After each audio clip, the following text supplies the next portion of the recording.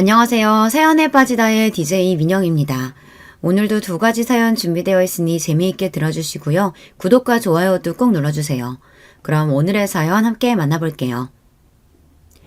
몇 년 전 가스라이팅이라는 말이 세상을 휩쓸었던 적이 있었죠. 사실 가스라이팅은 누구보다 가장 가까운 사람들 사이에서 일어나기 때문에 자기도 모르는 사이에 당해버리더라고요. 그래서 더 위험하고 문제를 해결하기 어려운 것이고요. 저도 그때는 그게 가스라이팅인지 모르고 몇 년을 가슴을 치며 참아왔어요.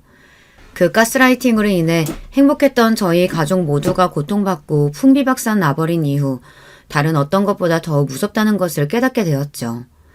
지금은 통쾌하게 복수해주고 모두 마무리되었지만 가끔 그때 생각이 나면 몸서리 쳐지더군요. 오늘 모든 이야기를 털어놓고 그간 끈질기게 마음에 남아있던 그때의 일을 훌훌 털어버리고 싶네요. 저는 꽤 늦은 나이에 운명의 남자를 만나 결혼을 했어요. 도서관 사서였던 저는 연애나 결혼보다는 혼자 책 읽고 조용히 지내는 것을 좋아했고 몇 번 정년기 때 잠깐 만났던 남자들과는 뭔가 잘 맞지 않더라고요. 지금이야 30 넘어 결혼해도 이상한 일이 아니었지만 당시에는 여자 나이 30이 넘어가면 어딘가 문제 있는 사람으로 보였을 때죠.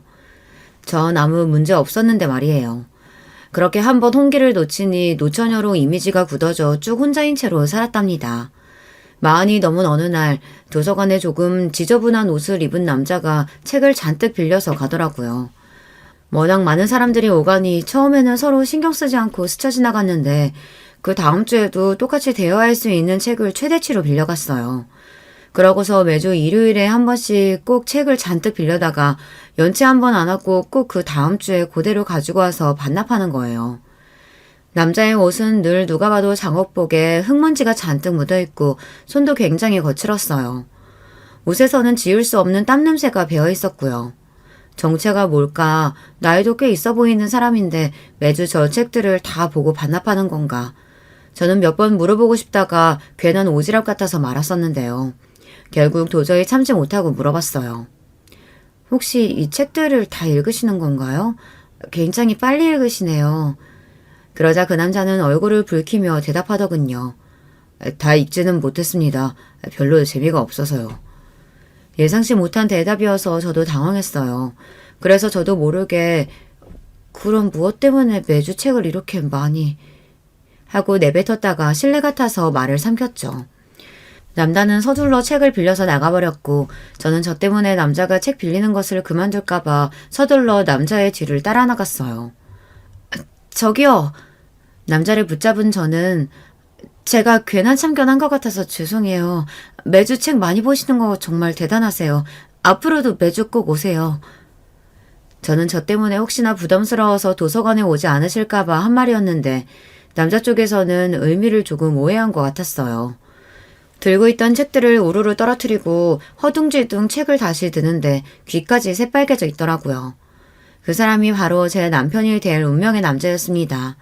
당시 저는 연애 쪽으로 준하고 눈치도 없었어서 남편이 어떤 오해를 한 건지 모르고 다음 주 내내 그가 저 때문에 안 오는 건 아닌지 신경 쓰고 있었어요. 그래서 딱 일주일 후 남편이 도서관에 나타나자 반갑고 안도가 되더군요. 남편은 책을 반납하더니 굉장히 부끄러워하면서 저 실례가 안 된다면 밖에서 잠깐 말씀 좀 했어요. 남편은 저에게 자판기 커피를 한 잔 사주면서 또 굉장히 수줍어하면서 더듬더듬 말을 이었습니다. 사실 제가 책을 읽고 싶은데 무슨 책을 읽어야 하는지 몰라서 닥치는 대로 골라 읽어봤어요. 근데 무슨 내용인지도 잘 모르거나 억지로 다 읽어도 별로 재미가 없었던 적이 많습니다. 사서님은 책 많이 보시죠? 혹시 실례가 안 된다면 재미있는 책을 추천해 주시겠어요? 남편은 타일공이었어요. 화장실 같은 곳에 전문적으로 타일을 붙이는 일을 사람이에요. 자기가 평생을 일만 하고 공부는 아예 담쌓고 살았었는데 이제라도 지식을 좀 쌓고 똑똑해지고 싶어서 책이라도 많이 읽자 하며 무작정 도서관에서 책을 빌렸대요. 근데 한 줄 읽기가 어렵더래요. 그럴 수밖에요. 완전 전문적인 수준의 책들만 빌려갔으니까요. 저도 책을 그렇게 많이 읽는 건 아니었지만 그래도 남편의 마음이 기특해서 조금이라도 도움이 되어주고 싶은 마음에 몇 권을 추천해 주었습니다. 신간소설 하나와 명작소설 하나, 타일에 대한 책 하나, 시집 하나 이런 식으로요. 한 주 후에 남편이 또 얼굴을 붉히며 와서는 이 책은 재미있었다, 이 책은 조금 어려웠다 하면서 이해가 안 가는 부분에 대해 물어보더라고요. 저는 또 열심히 가르쳐 주었죠. 애인의 감정이라기보다는 도서관 사서로서 늦은 나이에 독서에 눈뜬 독자에게 책에 대한 애정을 가르쳐주고 싶었거든요. 그렇게 몇 주 정도 저는 독서 선생님, 남편은 늦깎이 학생으로 만나 책에 대한 이야기를 나누곤 했어요. 주로 도서관 휴게실이나 복도, 도서관 밖 벤치 같은 곳에서요. 그런데 어떤 아주머니가 지나가다가 남편을 보면서 눈을 찌푸리며 아유 냄새, 이런 데 올 거면 좀 씻고 오지 하고 핀잔을 주면서 가더라고요. 저는 발끈해서 벌떡 일어나 저기요, 여기는 대한민국 사람이면 누구나 다 와서 책 볼 수 있는 도서관이에요. 도서관에 오면서 책만 편하게 읽을 수 있으면 됐지 복장 교정 있는 거 아니거든요? 하고 따졌어요. 아주머니는 제가 큰 소리를 내자 아니 내가 뭘 하면서 가버렸죠. 남편은 제게서 조금 떨어져서 자기 옷 냄새를 맡아보더라고요. 저한테서 냄새가 나나요? 하고 물었고 저는 신경 쓰지 말라고 했지만 남편은 굉장히 신경이 쓰였는지 급히 가버렸어요. 그리고 그 다음 주에 어김없이 찾아왔을 때 남편은 처음으로 새 옷을 굉장히 깔끔하게 차려입고 머리도 단정하게 나왔더라고요. 왜 드라마 같은 데서 갑자기 첫눈에 반하면 그 사람에게서 빛이 나는 효과 같은 것을 주잖아요. 저도 그걸 직접 체험해봤어요. 우리 남편 그렇게 꾸며놓으니 웬만한 TV 속 남자 배우 못지 않더라고요. 나이는 좀 있긴 했지만 얼굴도 준수하고 몸을 쓰는 일을 해서 그런지 어깨가 떡 벌어져서 키도 크고 냄새에 특별히 신경을 썼는지 향수 냄새도 나더라고요. 그 전부터 남편에게 호감이 없었던 건 아니지만 그날 이후로 저는 바로 남편에게 빠져버렸죠. 나이를 많이 먹어도 순수하게 사랑하는 마음이 생기는 것은 20살이나 다르지 않더라고요. 남편은 처음 제가 자기에게 말을 걸었을 때 자기를 쫓아나와서 매주 꼭 도서관에 오라고 한 소리가 일종의 호감 표시라고 착각했었대요. 그래서 정말 매주 가기 위해 일하는 틈틈이 계속 제가 추천해준 책을 읽었다고 하네요. 책에 대해 물어봤을 때 자연스레 대화할 수 있도록 몇 번이고 반복해서 읽었다고 해요. 그 정도로 노력했는데 제가 당연히 사랑에 빠지게 되었겠죠. 누가 먼저랄 것도 없이 저희는 자연스럽게 손을 사귀는 사이가 되었고 꽤 깊은 관계가 되었어요. 남편은 사귄 지 몇 달이 지나자 더 지나기 전에 먼저 이야기를 해야겠다면서 조심스럽게 말을 꺼냈죠. 사실 저는 몇 년 전에 이혼했습니다. 그리고 애가 지금 4살이에요.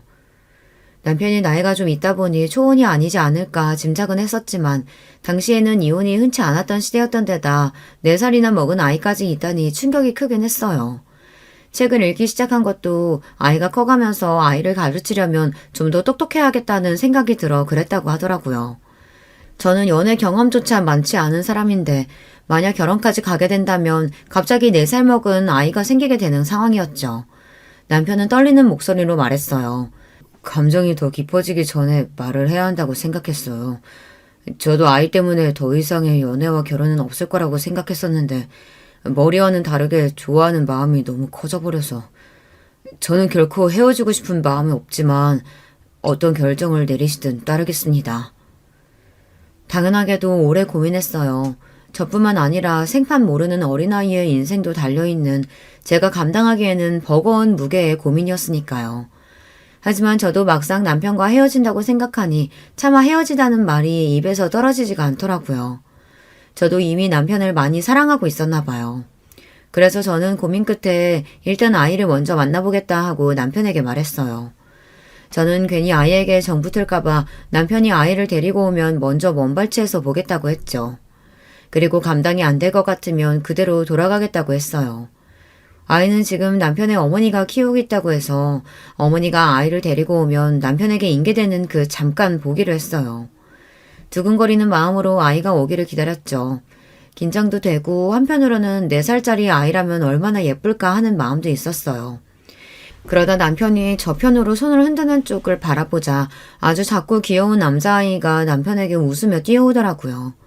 그 웃음은 마치 천사가 웃는 것처럼 티 하나 없이 순수하고 예뻤어요.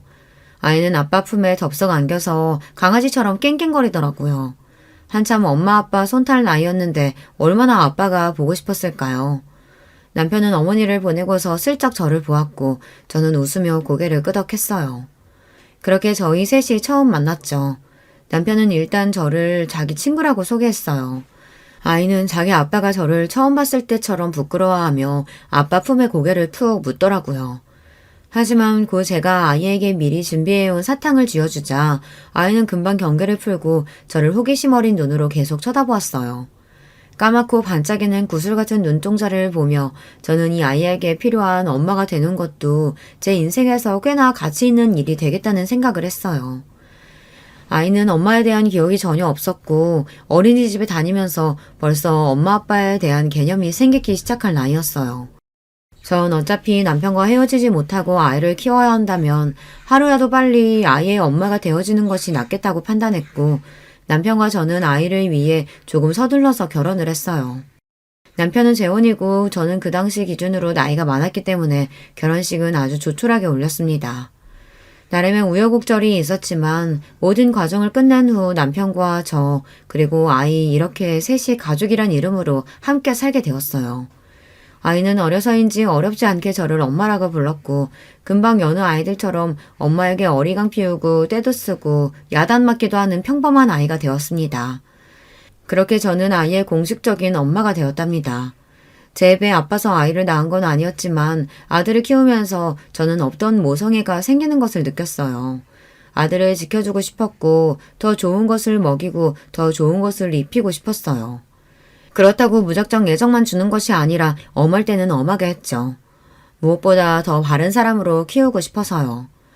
아들은 자기 아빠를 닮아서 순하고 착한 성격이었어요. 하지만 부끄러움이 많고 내성적이어서 자기 의견을 제대로 말하지 못하는 경우가 종종 있었죠. 특히 커갈수록 남자아이들 사이에서 치이는 일이 많아져서 아무래도 속상한 일이 생길 수밖에 없었어요. 체구도 큰 편이 아니라서 상대적으로 드센 아이들이 자꾸 건드리는 것 같더라고요.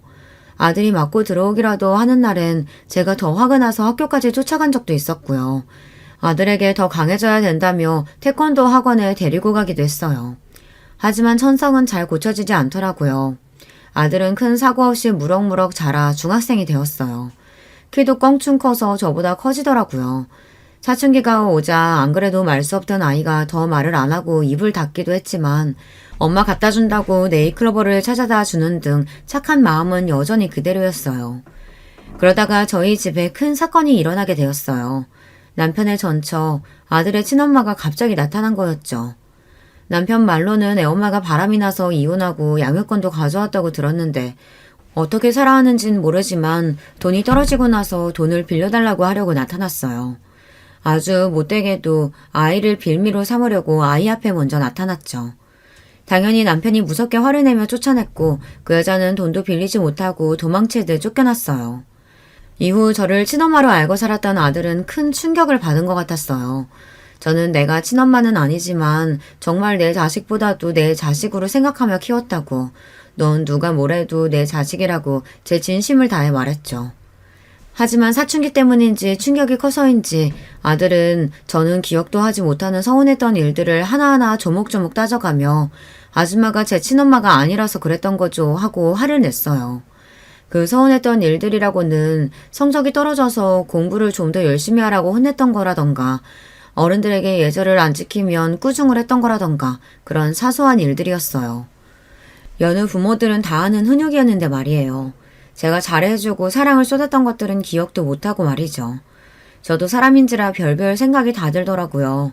너무나 서운하고 검은 머리 짐승은 거두는 게 아니라는 옛말이 정말 맞는 건가 싶고 나중에야 자기가 그때 잘못했다고 싹싹 빌긴 했지만 그때 받은 상처는 정말 저도 지워지지 않더군요. 더 큰 문제는 아들이 그 당시 학교에서 괴롭힘을 당하고 있었던 거예요.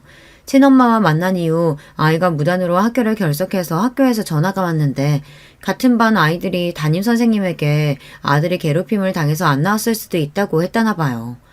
같은 반 나쁜 녀석들이 아들을 때리고 돈을 빼앗고 악랄하게 괴롭히고 있었는데 저와 남편은 아이가 아무 말도 안 해서 별 문제 없이 다니는 줄 알았죠. 얼마나 속이 썩어 문드러졌을까요.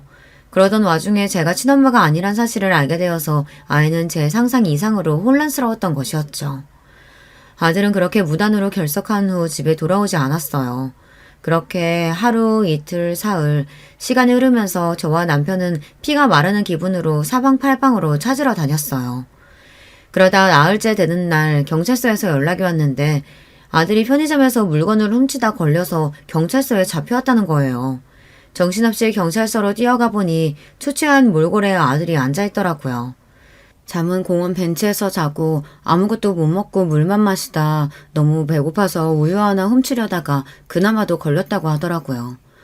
저는 다른 무엇보다 아들이 무사히 돌아왔다는 안도감과 그간의 마음고생이 겹쳐 경찰서의 바닥에 주저앉아 정신을 놓고 통곡하며 울었어요. 나름 곱게 키웠는데 겨우 4일 만에 애가 반쪽이 되어서 왔더라고요. 아들도 그동안 힘들었는지 절 보자마자 훌쩍훌쩍 울더군요. 남편이 그런 저와 아들을 말없이 데리고 집에 돌아왔어요. 아들은 가출 후에 집에 오자마자 자기 방에서 두문분출했어요. 저와 남편은 아들이 나오기를 조용히 기다려주었죠. 그렇게 한 몇 달이 지났을까 영원할 것 같은 기다림에 지쳐갈 때쯤이었어요. 제가 피곤해서 잠시 소파에서 잠들었는데 조용히 방문이 열리더니 아들이 나오더군요. 아마도 제가 조용해서 없는 줄 알았나 봐요. 아들은 잠시 고민하다가 저에게로 다가오더니 소파에 있는 담요를 제게 덮어주었어요.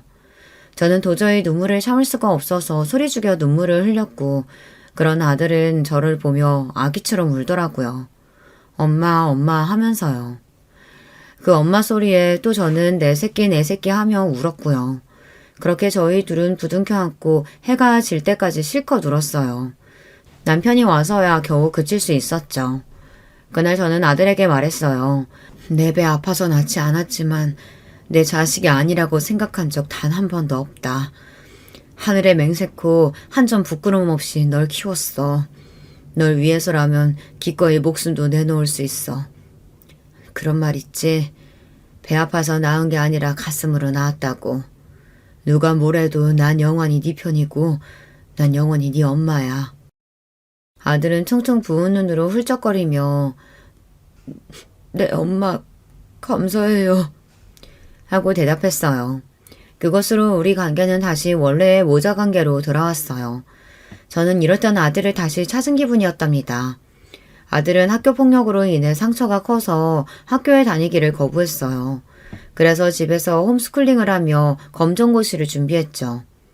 그렇다고 집에서만 있는 것이 아니라 여러 봉사활동도 많이 다니고 동호회 활동 같은 것도 꾸준히 하며 지냈어요. 학교 다닐 때보다 오히려 더 밝아졌고 저와의 관계도 예전보다 더 좋아졌어요. 그 무렵 남편도 사업을 확장해서 꽤 많은 돈을 벌 수 있었어요. 남편은 아들이 연약한 것에 불만스러워했고 내심 학교에 다시 다니기를 바랬었는데요. 제가 중간에서 계속 남편을 설득했어요. 아들은 지금 마음이 다쳤다. 우리가 아이를 든든한 지원군이 되어줘야 한다 하고요. 남편은 자기 나름 아빠로서 지원군이 되어주려면 적어도 돈은 많이 벌어야겠다고 결심했고 성실하게 일한 결과 찾는 것도 많아지고 직원도 많이 늘어났어요. 아무래도 현장에서 하는 일이다 보니 차림새는 늘 조금 지저분할 수밖에 없었지만 그게 다 저와 아들을 위해 열심히 노동한 대가였죠. 아들은 나름 이름 있는 대학교에 좋은 성적으로 입학했어요. 아들은 대학교는 꼭 잘 다녀보고 싶다며 기숙사에서 통학하기를 원했고 저와 남편은 조금 서운했지만 아들의 부탁을 들어주었죠. 아들은 다행히도 대학교 생활에 잘 적응해서 다녔어요. 그 점은 정말 안도할 만한 일이었지만 거의 20해 일도 하고 아들을 키우며 쉼없이 달려왔는데 아들이 사라지니 마음이 참 허하더라고요. 빈 둥지 증후군이라고 하던가요. 저도 그런 심정이었어요. 그렇다고 아들이 저에게 소홀히 한 건 아니었어요. 매일 한 번씩 안부 전화도 하고 일주일에 한 번은 꼭 집에 와서 자고 가고 여전히 저에게 준다며 네이클로버를 따가지고 오기도 했답니다. 아들이 가출해서 사라졌던 기억 때문에 저는 아들의 연락이 없으면 불안해했고 이를 아는 아들도 연락만큼은 착실하게 했어요. 아주 간혹 휴대전화가 고장이 났다던가 하는 일이 있어서 연락이 안 되면 친구 전화라도 빌려서 꼬박꼬박 했죠. 주변 사람들이 그런 아들과 저를 보고 다들 부러워하더라고요. 딸도 아닌 장성한 아들이 저렇게 엄마를 챙긴다고 전생에 부부 아니었냐고 할 정도였어요. 잘 키운 아들 하나 10달 안 부러웠죠. 시간이 흘러 아들은 군대도 무사히 잘 다녀오고 학교에 복학해서 취업 준비를 열심히 하고 있었어요. 그러다 문득 어느 날부터 전화가 뜸해지더라고요. 처음에는 이틀, 또 조금 후에는 사흘, 나흘. 취업 준비가 바쁘니 어쩔 수 없다고, 그래도 그것도 자주 하는 편이라고 이해했어요. 하지만 아들은 제가 전화해도 잘 받지 않고 전화 받아도 뚱하게 대꾸하더라고요. 제가 조심스럽게 요즘 무슨 일이 있니? 하고 물으면 그저 취업 스트레스 때문에 좀 힘들다고만 하더군요. 그래서 저는 집에 와서 맛있는 것도 먹고 쉬면서 머리 좀 식히고 가라고 권했는데 그럴 필요 없어요 하고 딱 잘라 말하더라고요. 그때부터 조금 이상하다고 생각하긴 했어요. 아들은 연락도 뜸해졌고 집에 오는 횟수도 크게 줄었어요. 남편은 여자친구라도 생겼나 보지 라며 대수롭지 않아 했는데 거의 석 달 동안 얼굴을 못 봤더니 아들이 너무나도 보고 싶더라고요. 당시 아들은 기숙사에서 나와 자취방에서 생활하고 있었는데 뭘 제대로 챙겨 먹고는 살고 있는지 행여 공부한다고 몸이나 상하지 않았을지 혹시나 예전처럼 괴롭히는 사람은 없는지 걱정도 많이 되었고요. 그래서 아들이 집에 오면 꼭 해달라고 하던 제육볶음과 장아찌 등 반찬을 바리바리 싸들고 아들을 보러 갔어요. 내내 연락이 안 돼서 하는 수 없이 연락도 못하고 갔죠. 아들이 살고 있는 자취방으로 가서 초인종을 눌렀는데 뜻밖에도 여자 목소리가 나더라고요. 누구세요? 하고요. 저는 제가 주소를 착각했나 주소를 다시 확인하고 있는데 문이 열리고 웬 여자가 나오더군요. 여자는 누가 봐도 거기 사는 사람처럼 편안한 옷차림이었어요. 그리고 그 뒤에서 속옷만 입은 제 아들이 뒤따라 나왔어요. 아들은 저와 눈이 마주치고 사색이 되어 꽥 소리를 질렀죠. 엄마, 왜 연락도 없이 찾아왔어? 저는 너무 당혹스러워서 허둥지둥 반찬들을 바닥에 그냥 내려놓고 미안하다, 갈게 하고 서둘러 그곳에서 뛰쳐나왔어요. 아들도 어엿한 성인이니 연애하는 건 당연한 일이었지만 그렇게 정면으로 아들의 사생활을 봐버리니 머리가 하얗게 되더라고요. 정신없이 집으로 와서 보니 그렇게 통화가 안 되던 아들에게서 부재중 통화가 수없이 와 있었죠. 마침 남편이 집에 와서 멍한 저를 보고 무슨 일이 있냐고 물었고 저는 자초지종을 설명했어요. 아들 자취방에 여자가 있었어. 남편은 그 얘기를 듣고 잠시 생각하더니 아들에게 전화해 당장 집으로 오라고 했죠. 남편은 한창 젊은 나이이니 여자친구가 있을 수는 있지만 여자친구와 있겠답시고 부모 전화도 받지 않고 얼굴도 잘 비치지 않은 것은 문제가 있다면서 아들이 오기를 벼르고 있었어요. 저는 괜히 연락 없이 가서 이 사단이 났다는 생각에 자책하며 있었고요. 아들은 평소에는 전혀 보지 못했던 남편의 엄한 부름에 즉시 달려왔어요. 선물인지 뭔지 쇼핑백에 뭔가를 잔뜩 들고 왔더라고요. 남편은 아들을 앉혀놓고 여자친구냐 하고 직접적으로 물어봤어요. 아들은 조금 주저하다 네 하고 대답했죠. 남편은 얼마나 사귄 여자친구인진 모르겠지만 네 엄마가 너 준다고 반찬까지 해서 찾아갔는데 문전박대를 하냐. 어디서 배운 버르장머리냐 하고 꾸짖었죠. 그런데 갑자기 아들이 이제까지 한 번도 보지 못한 얼굴로 남편을 노려보며 제가 언제 반찬 갖다 달라 했어요? 저도 이제 성인이고 사생활이 있는데 막무가내로 찾아오시면 어떡해요? 하고 화르르 불타오르듯 화를 내더라고요. 저와 남편은 처음 보는 아들의 모습에 놀라고 기가 막히는데 아들은 자리를 박차고 일어나면서 현관에 놓고 왔던 쇼핑백을 쏟아버렸어요. 그건 제가 만들어서 아들 집에 가져갔던 반찬들이었죠. 누가 먹는다고 이렇게 잔뜩 가져왔어요? 솔직히 저 엄마가 갖다주는 반찬 반 이상은 다 버렸어요. 앞으로는 필요 없으니까 갖고 오지 마세요. 저는 화가 난다기보다 정말 딴 사람처럼 행동하고 말하는 아들의 모습에 충격을 받아 멍하니 아들을 보고 있었어요. 남편은 머리끝까지 화가 나서 아들의 멱살을 잡으며 소리쳤죠. 이게 무슨 못 배워먹은 짓이야? 그러자 자기 아빠보다 더 커져버린 아들은 남편의 팔을 획 뿌리치고 위협적으로 아빠를 노려보는 거예요. 못 배워먹은 건 아빠죠. 지금 저 때리시려고요? 그래요. 어디 쳐봐요. 이 새끼가 미쳤나? 남편은 완전히 폭발해서 아들의 멱살을 잡고 주먹으로 한 대 치려는 동작을 했어요. 아들은 평생 험한 일 한 번 해본 적 없는 아이였지만 남편은 산전수전 다 겪은 사람이라서 남편이 아들을 때리면 큰일 날 것 같았어요. 저는 그래서 필사적으로 남편을 막아섰죠. 아니야, 내가 잘못했어. 괜히 내가 가서 그래. 저는 얼른 아들을 제 뒤에 피신시키면서 미안해, 얼른 가! 하고 집 밖으로 등 떠밀었어요. 아들은 저와 남편을 처음 보는 차가운 눈빛으로 노려보곤 뒤도 안 돌아보고 가더군요. 저와 남편은 이게 대체 뭔가 싶어서 한동안 벙쪄 있었어요.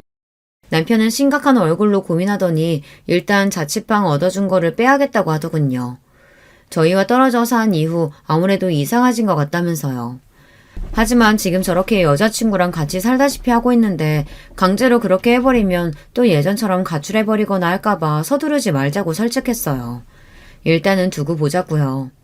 아들은 더욱 연락을 끊고 살았고 저와 남편도 예전 사춘기 때 한바탕 폭풍을 몰아쳤던 그때처럼 그저 착한 아들이 다시 돌아오기만을 기다렸어요. 아들은 남편에게는 연락을 완전히 끊었지만 그나마 저에게는 간간히 연락을 했죠. 한 번은 제가 그래도 아빠한테 연락 한번 해보는 게 어떻겠니? 하고 권했더니 아빠는 무식한 사람이라 말이 안 통해요. 저번에 보셨죠? 나 때리려고 한 거. 험한 일 하다 보니까 사람이 그렇게 된 거예요. 엄마도 맞지 않게 조심해요. 하더라고요. 처음 듣는 말에 저도 어안이 벙벙해서 아빠한테 그게 무슨 말이야. 그리고 아빠가 살면서 너한테 그렇게 화낸 건 이번이 처음인데 정말 설마 널 때리기라도 했겠어? 하고 반박했더니 벌컥 화를 내며 지금 아빠 편을 드는 거냐며 엄마도 한통속이라고 그렇게 끊어버리더라고요. 아들의 이상한 말투나 급격한 감정들이 왠지 모르게 묘한 이질감이 들었어요. 마치 자기 생각이 아니라 어디서 듣고 따라하는 것처럼 말이에요. 저는 즉각적으로 이건 아들 본인의 의견이 아니라는 것을 깨달았어요.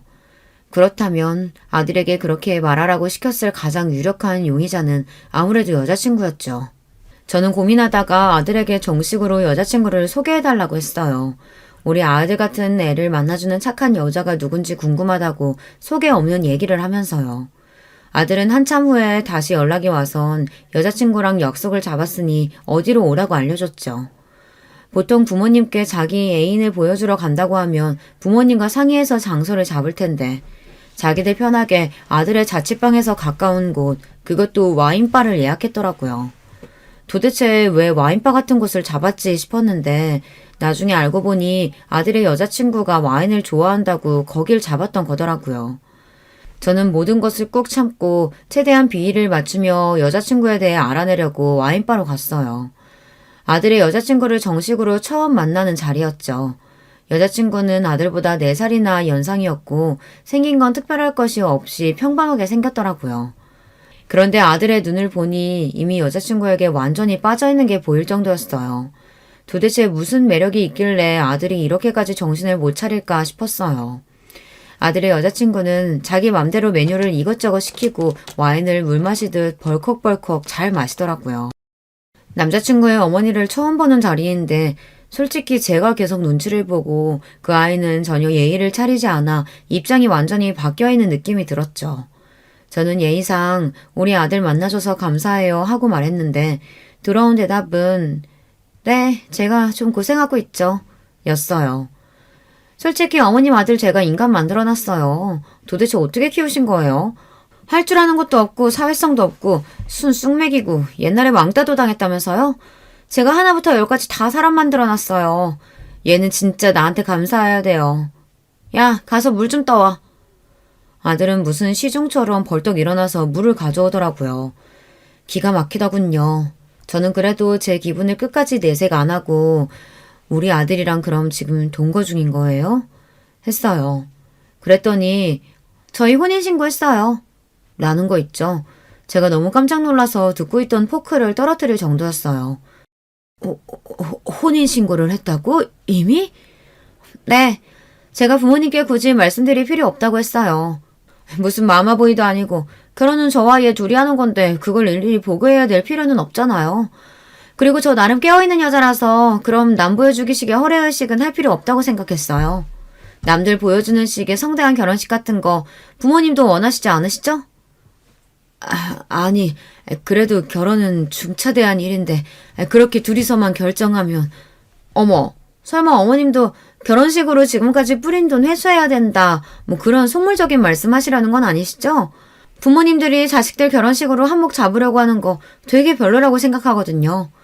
결혼은 저희끼리 하는 거고 저희가 주인공이니 결정도 저희가 하는 거죠. 안 그래요?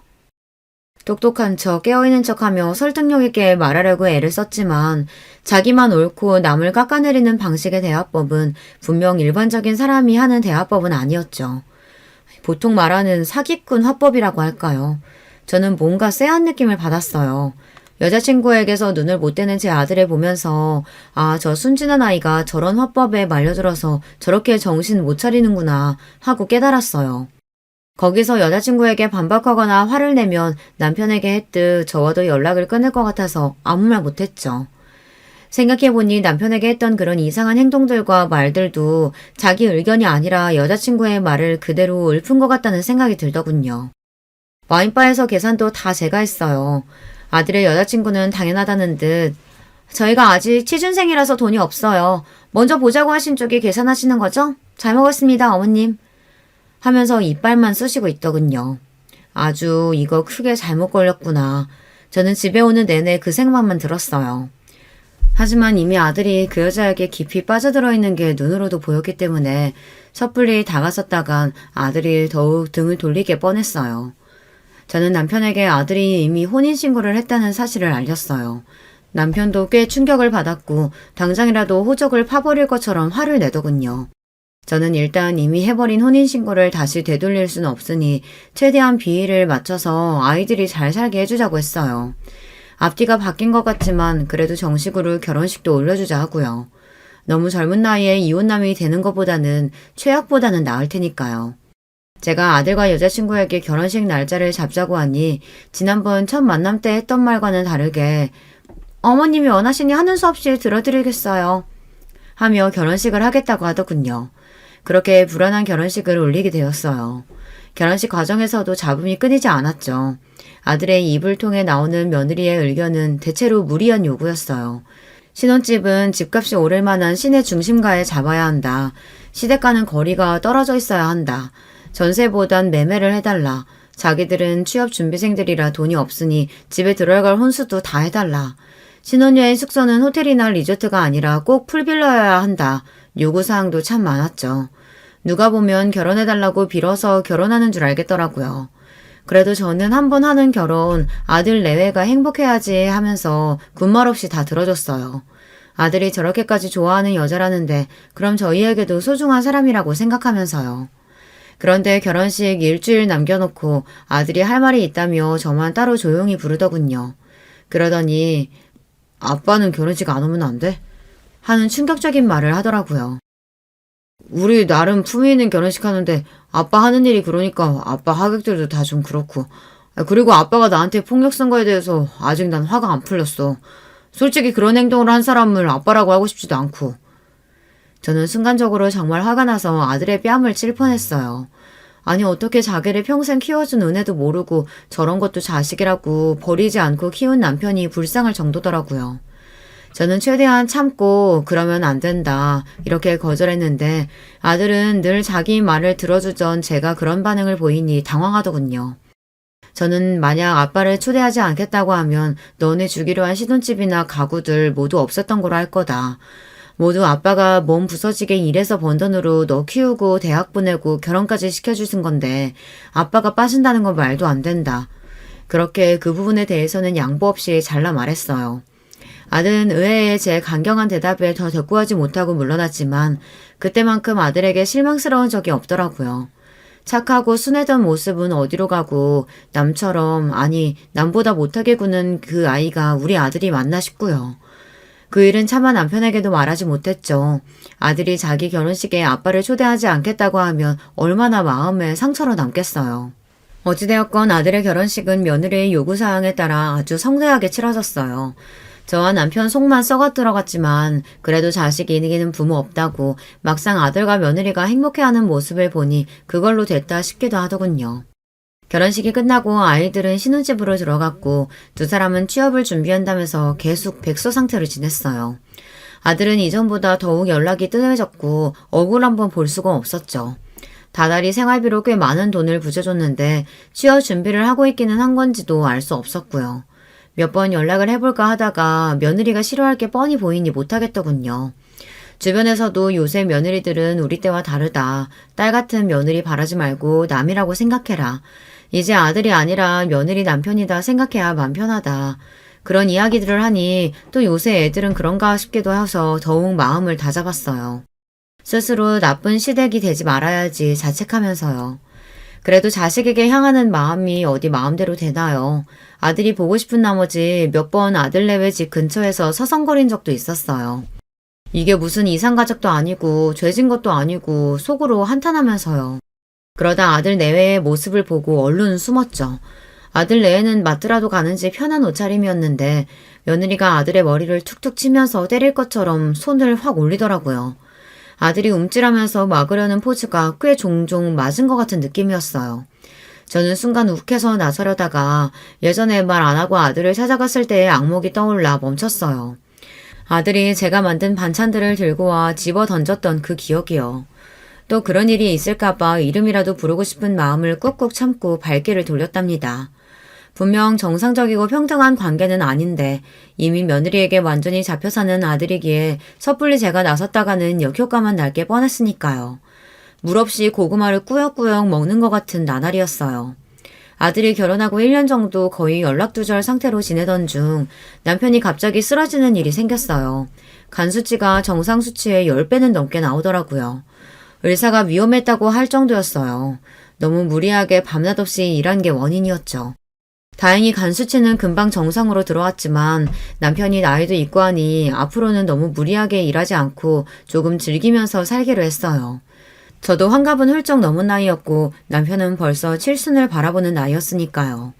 남편은 건강하던 자신이 쓰러지자 자기도 늙었다는 것을 체감한 건지 웬일인지 아들이 보고 싶다고 하면서 연락 온 건 없냐고 물어보더라고요.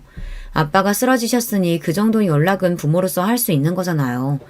그래서 저는 결혼한 이후 처음으로 아들에게 먼저 연락을 했어요. 그것도 조심스럽게 문자 메시지를 보냈죠. 아들, 잘 지내지? 아빠가 과로로 간 수치가 너무 높아져서 쓰러지셨어. 아들이 보고 싶으시대. 엄마도 아들 얼굴 본 지 너무 오래돼서 보고 싶어. 연락 좀 줘. 아들은 몇 시간 후에야 전화가 왔어요. 아빠가 쓰러지셨다고? 심각한 상황이야? 저는 오랜만에 아들 목소리를 들으니 울컥했죠. 응, 다행히 괜찮아지셨어. 근데 아빠도 나이가 있고 하니까 조심해야지.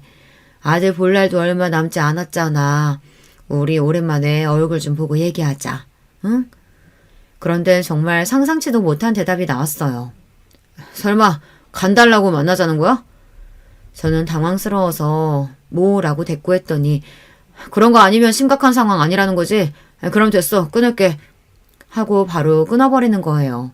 끊기 일보 직전에 수화기 너머로 거봐! 내 말 맞지? 하는 소리가 들렸어요. 며느리 목소리였죠. 그때 깨달았어요. 이 모든 건 며느리의 농간이라는 것을. 지금까지 했던 아들의 이해할 수 없는 행동들, 말들, 그제야 모두 이해가 되더군요. 제 아들은 여자친구의 꼭두각시였던 거예요. 마침 그때 연예계에서 여자 배우가 남자 배우에게 가스라이팅을 해서 이슈가 된 시기였고 저는 제 아들도 그 남자 배우처럼 가스라이팅 당했다고 확신했어요. 말투며 행동이 너무 비슷하더라고요. 더 이상 참을 수 없었어요. 저는 아들에게 아버지와 함께 내일 집에 방문할 거다.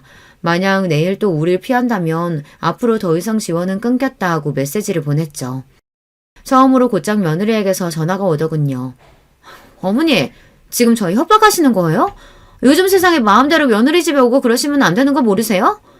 하고 뻔뻔하게 말하는데 그 며느리 집이라는 말에서 저는 이 애가 어떤 생각을 갖고 있는지 알았어요. 그래서 그럼 내일부터 무일푼으로 살던가 알아서 해라 하고 먼저 전화를 끊어버렸어요. 선전포고를 한 거죠. 저와 남편은 다음날 약속한 시간에 아들 내외 집으로 향했어요. 돈이 권력이라고 아들 내외는 불만스러운 얼굴이긴 했지만 문을 열고 저희를 맞이하더군요. 저와 남편, 아들과 며느리는 서로 마주보고 앉았어요. 며느리는 그동안 살도 많이 쪘는데 아들은 피골이 상접했고 뭔가 어두운 얼굴이었어요. 불안한 눈동자는 계속 흔들리며 며느리의 눈치를 보는 것 같았고요. 말 그대로 완전히 세뇌당한 모습이었어요. 너희에게 취업 준비하라고 생활비 준 게 1년은 훌쩍 넘었는데 그동안 취업 준비는 어떻게 했니? 제가 묻자 며느리가 대답했어요. 어머님, 요새 취업 힘든 거 아시잖아요. 자격증 공부하면서 여기저기 이력서 넣는데 잘 안 되네요. 너 말고 아들이 직접 대답해봐라. 어머니, 이 사람은 말도 잘 못해요. 면접에서 얼마나 많이 떨어졌는데요. 저는 며느리를 똑바로 보며 손가락으로 대문을 가리켰어요. 나가 있거라. 직접 물어볼 테니까. 며느리는 당황스러운 눈으로 저와 아들을 보다 민기적거리며 일어나 바깥으로 나갔어요. 며느리가 사라지자 아들은 주인 잃은 개처럼 눈에 띄게 안전부절 못하는 거예요. 대체 그동안 무슨 일이 있었길래 애가 이렇게 바보 천치가 되었는지 기가 막힐 일이었죠. 저는 아들의 손을 꼭 잡고 그동안 어떻게 지냈니 하고 물었어요. 아들은 흠칫 놀라며 의심스러운 눈으로 저를 보았죠. 아들은 제 손을 빼내며 제가 어떻게 지내든 관심도 없으시잖아요 하더군요. 세상에 가장 사랑하는 아들이 어떻게 지내는지 관심이 없는 엄마가 세상에 어디 있겠냐. 제가 이렇게 대묻자 아들은 아줌마는 제 엄마도 아니잖아요 하고 경계하는 눈으로 저를 쳐다보는 거예요. 남편이 벌떡 일어나며 화를 내려고 했지만 저는 남편을 꾹 누르며 앉혔어요. 그게 며느리가 원하는 반응이겠죠. 저는 떨리는 목소리를 애써 감추려 노력하면서 차분하게 대응했어요. 그래, 그게 사실이지. 그럼 이 세상에 널 제일 사랑하는 사람은 밖에 있는 네 와이프라고 생각하니? 제가 묻자 아들은 고개를 끄덕거렸어요. 저같이 소심하고 사회성도 없고 사람들도 다 싫어해서 왕따나 당했던 저를 제 와이프만 이해하고 품어줬어요. 아줌마랑 아빠도 저한테 관심 끊고 연락도 잘 안 했잖아요. 제가 싫으시죠? 남들처럼 학교 잘 다니고 취업도 잘하는 아들 아니라서 미우셨죠? 그래요. 저도 알아요. 제가 죽을 때까지 영원히 저를 사랑해주는 사람은 제 와이프뿐이라고요. 아들은 소리를 꽤 질렀어요. 그리고 한참 동안 아줌마는 아빠를 꼬드겨 자기와 아빠 사이를 갈라놓은 악마. 아빠는 그런 저에게 빠져서 자기에게 폭력을 휘두르고 연을 끊고 사는 사람이라고 그런 요지로 횡설수설 떠들어댔어요. 그래, 그렇게 너를 교육시켜놨구나. 아들과 며느리가 연애를 시작하고 결혼하기까지 그 긴 시간 동안 며느리는 저와 남편을 그런 이미지로 만들어 놓았어요. 저와 남편이 아이들을 배려한답시고 거리를 둔 것이 오히려 아들에게 확신을 주게끔 만들어 놓은 거였죠. 아들은 저와 남편을 억지로 끌고서 집 밖으로 내보냈어요. 남편은 충격을 받았는지 아들에게 실망한 건지 잠자코 밖으로 나갔어요. 저도 막상 저에게 발악하는 아들을 보니 준비했던 말들은 하나도 나오지 않고 끌려나가게 되었죠. 밖에 있던 며느리는 저와 남편을 보고 의기양양하게 웃더군요. 비아냥이 가득한 목소리로 조심히 들어가세요 라고 말하며 집으로, 아마도 본인의 집이라고 생각하는 그 집으로 들어갔어요. 문이 쾅 닫히고 남편은 저를 끌고 차로 갔어요. 오늘부로 저놈 내 아들 아니야. 남편은 배신감이 큰지 조금 울먹이며 말하더라고요. 남편은 당신 말대로 저놈이 뭔 세뇌를 당했는지 어쩐 건지 모르지만 어쨌든 원래부터 저런 생각을 가지고 있었으니까 저런 소리를 짓거리는 거 아니냐. 대학교까지 졸업한 다 큰 놈이 말이다. 저건 완전 글렀다. 돌이킬 방법이 없다. 남편은 완전히 마음이 돌아선 듯 했어요. 저는 어찌할 바 몰라 멍하니 있다가 가방을 뒤졌어요. 아들 집에 휴대전화를 놓고 왔더라고요. 저는 다시 아들네외 집으로 갔어요. 차마 다시 그 집에 들어가지 못하겠어서 대문 앞에 한참 서 있었죠. 그런데 안쪽에서 고함 소리가 들려오는 것 같아 저는 대문에 귀를 대고 자세히 들여봤어요. 네가 처신을 어떻게 했길래 네 부모가 내 집까지 들어와. 네 애비한테 나는 고약한 냄새에 빠지질 않잖아. 이 쓸모없는 새끼. 나 없으면 아무것도 못하는 형편없는 새끼. 잘 들어. 저 늙은이들이 죽어서 너한테 유산 남겨주는 게 네가 할 수 있는 제일 가치 있는 일이야. 알았어? 저 버러지들이 다시 이 집에 찾아오면 그땐 진짜 이혼이야. 물건 던지는 소리가 나고 아들이 잘못했어 미안해하며 용서를 비는 소리가 났어요. 저는 당장이라도 문을 열고 들어가 아들을 데리고 뛰쳐나오고 싶었지만 이미 깊이 세뇌된 아들이 저를 쫓아올 리 만무했죠. 그래서 저는 피눈물을 머금고 몸을 돌려 집으로 돌아왔어요. 아들을 되찾으려면 이제는 이 방법밖에 없었죠. 저는 매일같이 아들 내외의 집 앞에서 아들이 혼자 집 밖으로 나오는 때를 기다렸어요. 아들은 혼자서는 거의 밖으로 나오지 않더라고요. 주로 며느리만 밖으로 나돌아다녔고 이따금 며느리와 아들이 함께 나오기도 했어요. 그렇게 기회를 엿보기를 몇 주, 마침내 아들이 쓰레기를 버리러 혼자 나왔어요.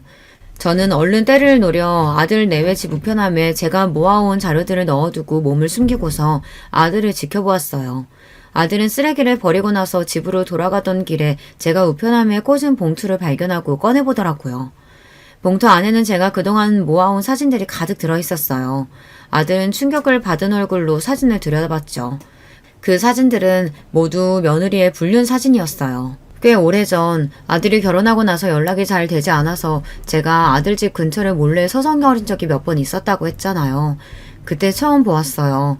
며느리가 집 근처에서 다른 남자와 끌어안고 입을 맞추며 들어가는 장면을요. 저는 너무 충격을 받아서 일단 동영상으로 기록을 남겨놓았어요. 내가 잘못 본 게 아닐까 스스로를 의심까지 했지만 동영상 속 여자는 아무리 봐도 며느리였죠. 저는 혹시 몰라서 사람을 써서 며느리의 뒷조사를 했어요. 아들이 집에 있는 동안 며느리는 아주 자유롭게 다른 남자의 연애를 즐기고 있더라고요. 그리고 그 수가 한둘이 아니었어요. 저는 그중 한 남자를 찾아가 며느리와 무슨 관계인지 물어봤어요.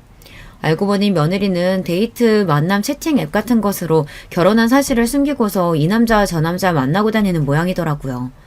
제 아들은 매달 돈 나오는 돈줄 같은 것이었고요. 그것도 모르고 어리석은 아들은 영원히 자기를 사랑해줄 거라느니 그런 바보 같은 말이나 하고 앉아 있었던 거죠.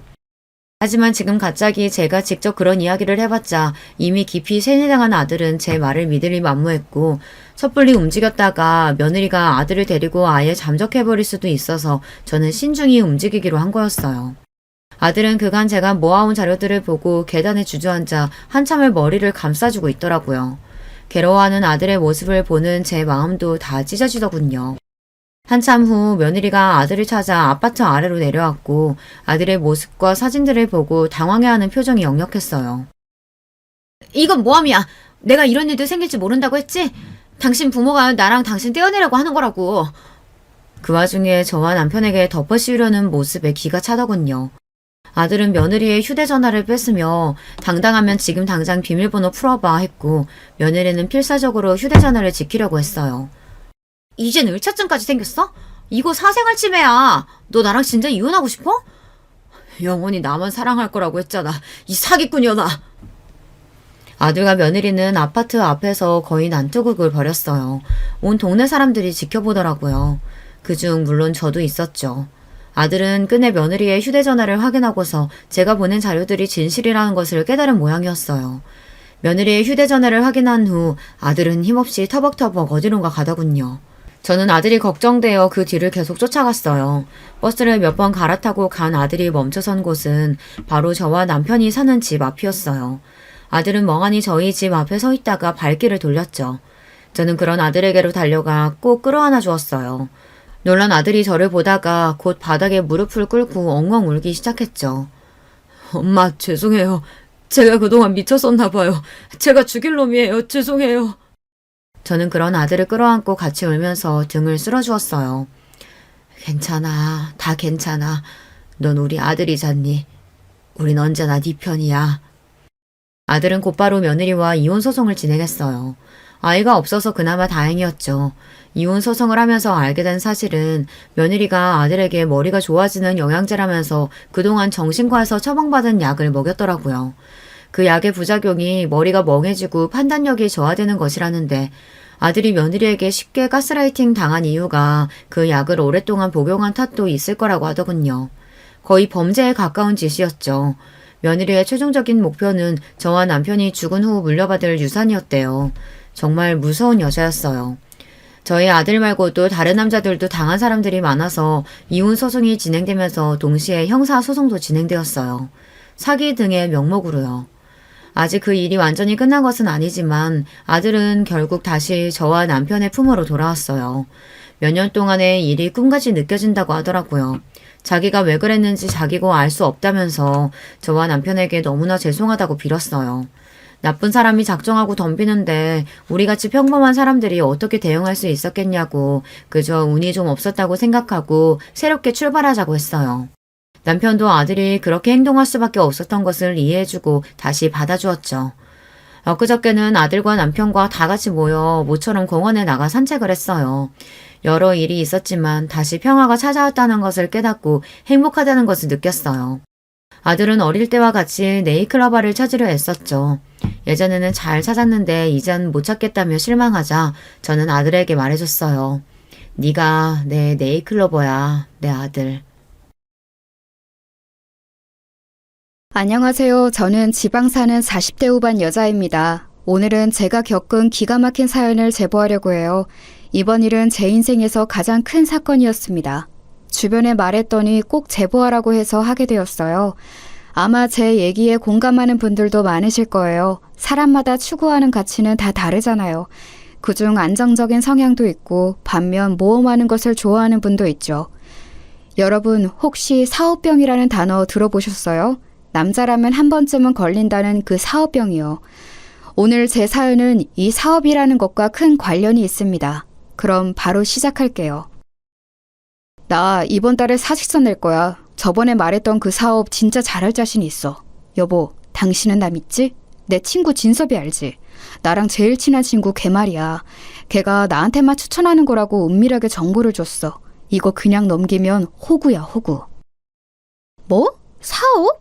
당신 그거 장난으로 한 말 아니었어? 내가 사업에 얼마나 예민한지 당신도 알잖아. 나는 당신이 그냥 꺼낸 얘기인 줄 알았어. 멀쩡하게 다니던 회사를 왜 그만두는 거야? 당신 승진 욕심도 있잖아. 승진? 다 필요 없어. 내가 회사 생활을 해보니까 이렇게 남 밑에서 일하는 것은 이제 더는 못하겠어. 나도 내 고유의 사업을 하고 싶어. 여보, 당신 나 믿지? 어? 나 반드시 성공할게. 나만 믿어. 아, 여보, 그런데 우리가 지금 모아놓은 돈이 많은 것도 아니잖아. 지금 나는 임신한 상태라 곧 아이도 태어나잖아. 너무 모험인 거 아닐까? 차라리 우리 조금 시기를 미루는 건 어때? 아이 태어나면 들어갈 돈도 많아서 나는 걱정이야. 걱정하지 마. 돈? 그건 내가 사업하면 내가 받는 연봉이 이제 월급이 된다니까? 내가 진섭이한테 들으니까 무조건 성공할 수밖에 없는 사업이야. 그러니까 당신은 나만 믿으면 돼. 곧 태어날 아이를 위해서라도 사업은 해야 하는 거야. 나 혼자 벌어서는 우리 가족 못 먹여 살려. 내가 다 생각이 있어서 그래. 저는 남편의 말에 말 그대로 망연자실했습니다. 제가 남편하고 애초에 결혼했던 이유 자체가 남편이 성실하게 안정적인 회사에 다녀서였거든요. 왜 아직 시작하지도 않은 사업으로 제가 이렇게 걱정이 많은지 궁금하시죠? 그건 바로 우리 친정이 아버지가 갑자기 사업하면서 폭삭 망했던 기억이 있기 때문이에요. 때는 제가 중학교 1학년 때로 거슬러 가겠습니다. 내가 이럴 줄 알았어. 그래서 내가 그렇게 반대했던 거라고. 왜 그러게 멀쩡히 다니던 공무원을 그만둔 거야? 당신 제정신이야? 어? 아무리 그래도 보증을 서면 어떡해. 내가 진짜 스트레스 받아서 죽을 것 같아. 당신 때문에 내가 친정에 빌린 돈이 얼만지 알아? 아이고 머리야. 미안하다. 내가 진짜 미안하다는 말밖에 할 말이 없어. 여보, 시간을 되돌릴 수만 있다면 나 그렇게 하고 싶어. 나도 준철이가 나를 그렇게 배신할 줄은 전혀 몰랐어. 당신도 알잖아. 그놈하고 나 어릴 때부터 죽고 못 사는 사이였어. 가족도 외면하는 보증을 왜 믿었냐고. 당신 때문에 지금 당장 우리는 어떡해. 미선이랑 미진이는 어떡하냐고. 애들 당장 학교는 보낼 수 있어? 어? 또 이렇게 사채업자들이 찾아오면 어떡할래? 당장 어떻게 할 거냐고 인간아. 내가 미안해. 여보, 내가 미안해. 우리 엄마도 나 때문에 충격받아서 쓰러지셨어. 당분간 애들은 처가에 보내자. 장모님 볼 면목이 없다. 돌아가신 장인어른께도 너무 죄송해. 아빠는 공무원으로 재직하다 친구의 꼬임이 넘어가서 사업을 시작하셨어요. 그리고 그 사업은 어마어마한 빚을 남겼습니다. 심지어 아빠는 그 과정에서 아빠의 가장 친한 친구인 준철이 삼촌의 보증을 서주었습니다. 준철이 삼촌은 저도 잘 아는 삼촌이었어요. 아빠가 아주 어릴 때부터 붙어 다닌 사이고 형제보다 가까운 사이였죠. 그래서 우리 집에도 자주 놀러 왔었어요. 사업이 망하기 전에는 준철이 삼촌과 같이 여행도 갈 정도였습니다. 야, 미선아, 삼촌이 결혼을 못해서 우리 미선이랑 미진이를 딸처럼 여기는 거 알지? 만약 아버지랑 어머니가 미우면 삼촌 집으로 달려와. 우리 애들 예뻐하는 건 좋은데 너도 이제 슬슬 자리 잡아야지. 괜찮은 여자 구해서 결혼해. 뭘 결혼이냐. 나는 그냥 혼자가 편하다. 아이 보고 싶으면 이렇게 미선이랑 미진이 보면서 만족하면 돼. 우리 공주들 삼촌이 책임진다. 이렇게 사이가 좋았던 기억은 제가 중학생이 되면서 사라졌어요. 준철이 삼촌에게 배신당한 아빠는 보증 때문에 온 집안 돈을 날려먹었거든요. 심지어 우리 엄마가 급하게 외할머니에게 빌린 돈도 다 날렸습니다. 워낙 친척들에게 돈을 빌리고 다녀서 외삼촌과 외숙모와는 이때 인연도 끊기게 되었어요. 역시 돈 앞에서는 친구고 가족이고 뭐가 없더라고요. 엄마, 일단 그래서 너무 미안한데 우리 딸들을 부탁해. 나랑 남편은 사채업자 피해서 돈을 벌어야 해. 둘 다 공장에 들어가서 어떻게든 돈을 벌여야 할 것 같아. 엄마한테 너무 미안해.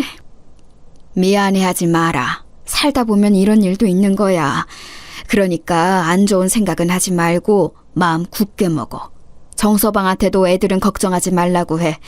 하늘이 무너져도 솟아날 구멍은 있다고 했어. 인생이란 게 어떻게 좋은 일만 있겠어? 오빠도 세연이도 이제 내 연락은 받지도 않아. 물론 이해는 하지만 속상해. 우리 딸들한테도 너무 미안해. 미선아, 네가 그래도 언니니까 동생 똑바로 챙겨. 알겠지? 할머니 속상하게 하지 말고 말 잘 들어.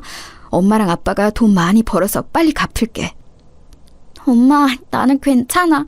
그러니까 나랑 미진이는 걱정하지 마. 외할머니 안 힘들게 내가 노력할게. 우리 딸 너무 미안해. 엄마가 미안해. 그렇게 저는 외할머니 밑에서 중고등학교 시절을 보내게 되었어요. 외할머니는 성격이 굳세고 강한 분이셨어요. 저와 동생에게 절대 힘든 티를 내지 않으셨죠. 사채업자들이 어떻게 알고 외할머니의 집을 찾아왔던 적도 있거든요. 그럴 때도 외할머니는 당당하게 말하셨습니다. 사위가 당신들 돈을 떼어먹은 것은 나도 알아. 그런데 이 아이들이 무슨 죄가 있어? 연좌제야, 어? 내가 알기로 사위랑 내 딸이 공장에서 매달 돈을 보내준다던데 그걸 기다리면 되지 않나? 왜 여기까지 와서 행패야? 집안을 때려 부수던 사채업자들도 외할머니가 저렇게 나오니 나중에는 찾아오지 않았어요. 실제로 부모님은 버는 돈을 죄다 사채업자들에게 주고 있었습니다. 아예 월급을 받으면 사채업자들이 공장 앞에 서서 가져갔다고 하더라고요. 그런 생활이 3년이 지나고 제가 고등학생이 되었을 때였어요. 미선아, 이게 무슨 일이야? 외할머니가 왜 갑자기 쓰러지신 거야? 엄마 너무 놀라서 지금 신발도 못 신고 왔어. 원래 그렇게 정정하던 사람이. 너는 양심이 있어 없어? 네 남편이 사고 친 거 내 돈하고 엄마 돈 가져갔으면 엄마를 잘 돌봤어야지. 엄마가 암이라는 건 몰랐던 거야? 애들을 이렇게 맡기고 용돈은 주기는 했어? 진짜 그 거지 같은 남편하고는 언제 이혼할래? 오빠, 나도 미안해. 그런데 지금 상황이 어쩔 수가 없잖아. 엄마가 암이라는 사실은 전혀 몰랐어. 티를 내는 분이 아니잖아. 물론 나도 오빠한테 미안해. 미리 말하는데 우리는 돈 없어요. 이미 빌려준 돈만 해도 얼마예요? 못 갚는 건 알고 있는데 더 손 벌릴 생각은 하지도 말아요. 네, 죄송해요. 세연이한테도 제가 너무 죄송해요. 인생이 왜 이렇게 힘든 거야? 외할머니가 갑자기 쓰러져서 병원에 입원하셨습니다. 그 이유는 바로 암이었어요. 심지어 할머니는 말기여서 병원에서 손을 쓰기에는 이미 늦었다고 하더라고요. 아무래도 연세도 있고 치료를 해도 길어야 1년이라고 하셨죠. 엄마는 처음으로 공장에서 나와서 할머니를 붙잡고 울었습니다. 소식을 듣고 찾아온 외삼촌과 외숙모는 와서 돈 얘기를 꺼내셨어요. 이미 우리 집에 빌려준 돈이 많았던 터라 외숙모는 특히 쌀쌀맞았습니다. 외할머니의 병간호를 위해 어쩔 수 없이 엄마는 공장을 그만두고 같이 살며 식당에서 일하셨어요. 야, 너희 엄마 우리 식당에서 설거지 하더라? 너희 집 그렇게 가난해? 너희 아빠는 이혼한 거야? 왜 집에 없어? 우리 엄마가 그러던데 너희 가족 완전 콩가루 집안이라며? 조용히 해. 시끄럽다. 너는 공부 안 해? 우리 집에 콩가루라고 너한테 뭐 피해준 거 있어? 그리고 우리 엄마가 너희 식당에서 설거지하는 거 이미 알고 있어. 그러니까 굳이 말 안 해도 돼. 학교에 다닐 때는 우리 집을 둘러싸고 워낙 말이 많았어요. 도시가 아닌 시골에서 자라서 서로 집에 숟가락이 몇 개인지도 아는 사이였거든요. 하지만 저는 그런 말에 신경을 쓸 겨를이 없었습니다. 당장 우리 집이 살기 바빴거든요. 결국 외할머니는 제가 성인이 되기 전에 돌아가시게 되었습니다.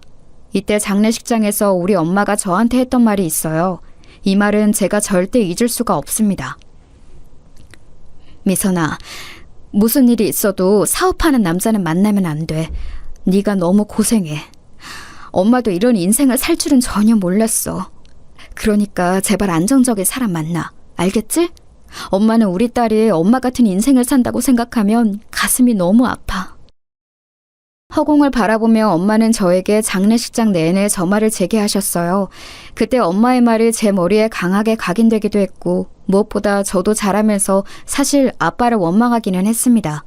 물론 아빠를 사랑하는 것은 맞았지만 아빠 때문에 겪지 않아도 되는 경험을 한 것은 맞잖아요. 그래서 절대 사업하는 사람은 만나지 말아야지 생각했습니다. 엄마, 나 대학 붙었어. 그런데 안 가려고. 나는 공부로 성공하고 싶은 마음은 없어. 그래서 그냥 바로 집 앞에 있는 회사 경리로 취직해서 살게. 내가 일하니까 이제 조금은 숨통이 트일 거야. 그동안 고생 진짜 많았어. 엄마 몸도 안 좋은데 이제 식당은 그만둬. 우리 사채빚도 다 갚았다며. 미선아, 우리 큰딸 너무 미안해. 엄마가 진짜 너무 미안해. 우리 딸 공부에 관심 많은 거 아는데 돈이 없어서 대학에 보내질 못하네. 사채는 다 갚았는데 이제 은행빚도 남았어. 그래도 너희 아빠가 하루도 쉬지 않고 일하고 있으니 갚는 날이 오기는 한다. 저는 대학에 합격했지만 진학하지는 않았습니다. 애초에 집에 돈이 없어서 가고 싶은 생각도 없었어요. 학교에서 담임 선생님께서 제 상황을 알고 얼마나 안타까워하셨는지는 몰라요. 하지만 현실적으로 너무 힘든 상황이라 저는 바로 취직했습니다. 졸업식도 하기 전에 집 앞에 있는 건설회사에 면접을 보고 합격해서 직장인이 되었어요. 그렇게 번 돈은 다 엄마를 드렸죠. 적어도 저는 제 돈으로 우리 집의 생활비가 조금이라도 충당된다는 것이 그렇게 기쁠 수가 없더라고요. 비록 저는 대학에 가지 못했지만 동생이라도 보내고 싶은 마음도 컸습니다. 그래서 악착같이 돈을 모았어요. 그러다 지금 남편을 회사에서 일하다 만나게 되었습니다. 남편은 참 성실하고 평판이 좋은 사람이었어요. 일 욕심도 아주 많은 사람이라 야망도 넘치는 사람이었죠. 워낙 힘든 어린 시절을 보낸 터라 저는 그런 남편의 모습에 반하게 되었어요. 아휴, 엄마는 속이 다 시원해. 우리 큰딸이 남편감을 잘 골랐네. 그래, 사람은 이렇게 멀쩡히 직장 다니는 사람이 최고야. 엄마는 이제 사업이라는 단어만 봐도 스트레스 받아. 혹시라도 김서방이 사업 얘기 꺼내면 그냥 들어누워. 나는 아직도 너희 아빠가 사업한다고 했을 때 심하게 말리지 않았던 게 그렇게 후회된다니까? 아유, 알겠어, 엄마. 나도 아빠가 사업해서 우리 집 힘들었던 거 생각하면 트라우마야. 일부러 그래서 회사에서 제일 성실한 사람으로 골랐어. 다행히 남편은 사업에는 관심이 없어 보여.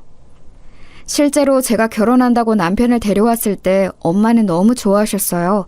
남편을 마음에 들어하는 엄마를 보고 저도 안심했습니다. 그래서 저는 제 결혼 생활은 아주 평탄할 줄 알았어요. 하지만 그건 제 착각이었죠. 제일 먼저 문제는 남편의 사업도 사업이었지만 시댁 식구들이었어요. 우리는 결혼하고 시댁에서 같이 살았거든요. 그런데 남편에게는 아주 늦둥이 동생이 있었습니다. 여자 동생이었는데 그때 나이가 5살이었으니 얼마나 늦둥이인지 아시겠죠? 아이고, 세아가. 아유, 나는 늙어서 이제 힘이 없다. 세아가, 네가 우리 영희 데리고 놀러 갔다 와라. 영희가 얼마 전부터 계속 유원지에 가고 싶다고 그러네. 우리 아들은 일하느라 바쁘니까 네가 평일에 영희 데리고 다녀와. 응? 이번 기회에 가서 영희랑 친해지고 좋지. 영희가 워낙 또 너를 좋아하잖니. 아, 저 혼자요? 저는 운전할 줄을 몰라서 아가씨랑 버스를 타고 갔다 와야 하는데 그러면 아가씨가 힘들지 않을까요? 힘들긴 뭐가 힘들어. 지금 그냥 네가 가기 싫은 건데 괜히 우리 영희 탓을 하는 거 아니냐? 아유, 그러면 가지 마. 싫으면 싫다고 하지 뭘 그렇게 말해? 아니에요, 어머님. 제가 아가씨 데리고 다녀올게요. 너무 화내지 마세요. 저는 결혼하고 바로 직장을 그만두어서 집에서 시어머니랑 주로 있었어요.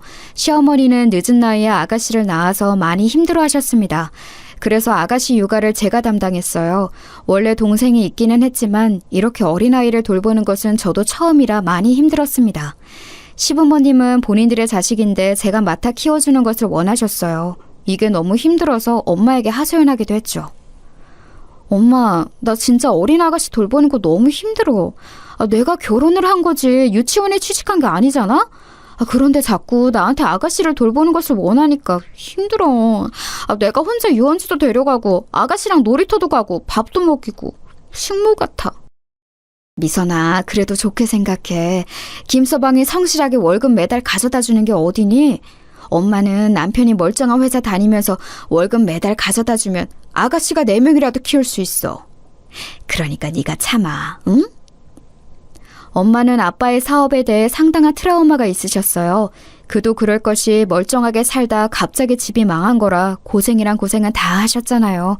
그래서 제가 하소연하면 저보고 참으라는 말을 많이 하셨죠. 저도 3년 뒤에 꼭 돈을 모아서 독립하자는 남편의 말을 그대로 믿고 있었습니다.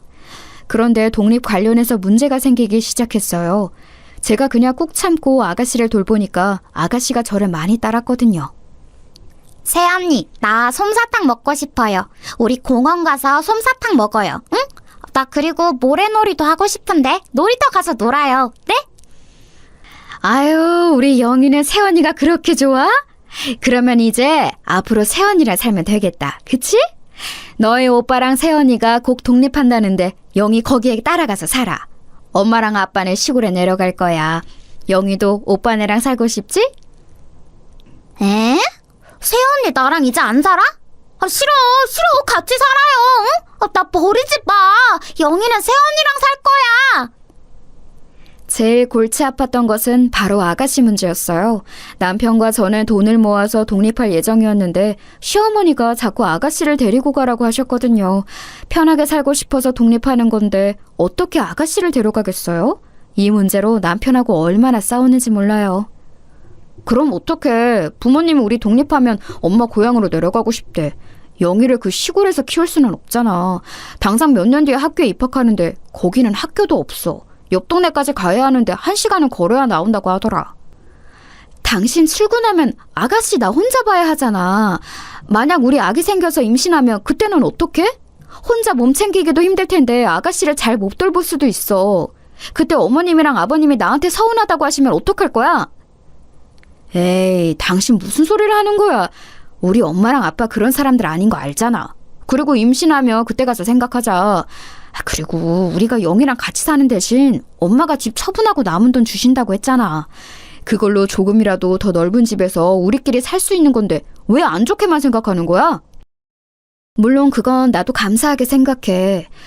그런데 아가씨가 아직 어리니까 돌보는 비용도 만만치 않은데 거기에 대해선 얘기 들은 게 전혀 없어. 여보, 우리 현실적으로 생각하자, 응? 내가 아가씨가 싫다는 게 아니잖아. 매달 내가 돈을 버는데 왜 자꾸 그런 소리를 하는 거야? 결혼했으면 이제 다 가족인데 자꾸 돈 얘기를 하니까 내가 너무 불편해. 그럼 영희 시골로 보내던가. 나는 몰라. 왜 소리를 지르고 그래? 일단 진정해봐. 내가 미안해. 알겠어. 결국 우리 부부는 어린 아가씨와 같이 신혼생활을 하게 되었어요. 시부모님은 우리가 독립하자 기다렸다는 듯이 다 처분하고 바로 시골로 내려가셨어요. 아직 유치원생인 아가씨의 육아는 오로지 제가 감당했죠. 남편은 회사 생활이 바쁘다며 집에 잘 오지도 않았거든요. 그래서 저는 아가씨를 데리고 친정에 다니기도 했습니다. 애가 고집이 장난 아니네. 그리고 김서방보다 우리 딸을 훨씬 좋아해. 누가 보면 네가 제 엄마인 줄 알겠다. 성질만 좀 줄이면 얼마나 좋을까? 그러니까 말이야. 워낙 시부모님이 늦둥이라 오냐오냐 키워서 그래. 그래도 엄마 말대로 아가씨 문제만 아니면 크게 우리 사이에 문제는 없으니까 참고 사는 거지. 사연 없는 집은 없다고 하잖아. 그래, 막말로 집에 사채업자가 찾아오니? 아니면 대출 갚느라 네가 김치 공장 들어가서 종일 서서 김치 만드는 것도 아니잖아. 그냥 참아. 참는 게 이기는 거야.